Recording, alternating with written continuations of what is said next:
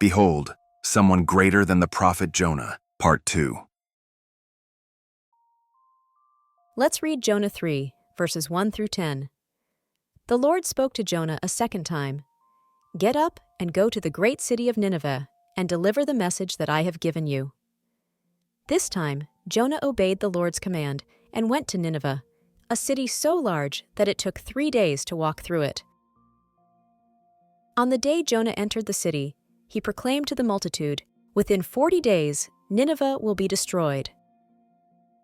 The people of Nineveh believed God's message, and from the most important of them to the least important, declared a state of fasting and dressed in sackcloth as a sign of remorse, which is a figure of being against the earthly mind. When the king of Nineveh heard what Jonah said, he came down from his throne and took off his royal robes. He dressed in sackcloth and sat on a pile of ashes.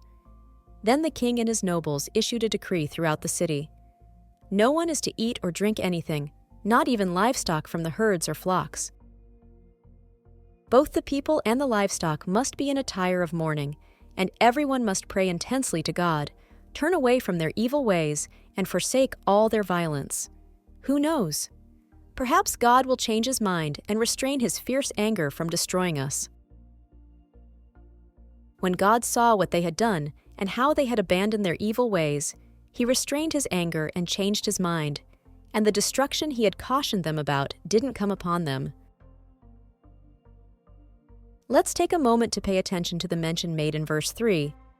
This time, Jonah obeyed the Lord's command and went to Nineveh, a city so large that it took 3 days to walk through it.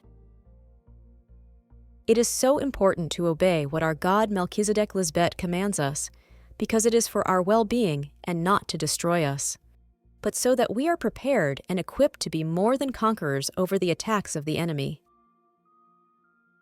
In verse 10, we can identify the lying pen trying to make God look like a vengeful God that sends bad things to men and can change his mind and regret having sent his Christ. God does not change his mind, and his objective is for men to abhor the harlot, the earthly mind, and leave it desolate and naked, and devour its flesh, and burn it with God's eternal fire, his word made flesh, Christ Lisbet. Is my word not like fire, and like a hammer that breaks the stone? Says Jehovah God Melchizedek Lisbet. Of course it is. That's why it says in Hebrews 12:29, "For our God is a consuming fire." If Christ Lisbet is manifested today in our midst, it is because God's wrath is revealed from heaven, the mind of Christ, cautioning us with her holy word and not with physical destruction, regarding all ungodliness and unrighteousness of men who suppress the truth of God the Father and of Christ with unrighteousness. This is a done deal. Christ Lisbet is God's justice for men who change their evil ways to live only according to what is pleasing in the eyes of God the Father and Mother, Melchizedek Christ Lisbet. Amen. To be continued.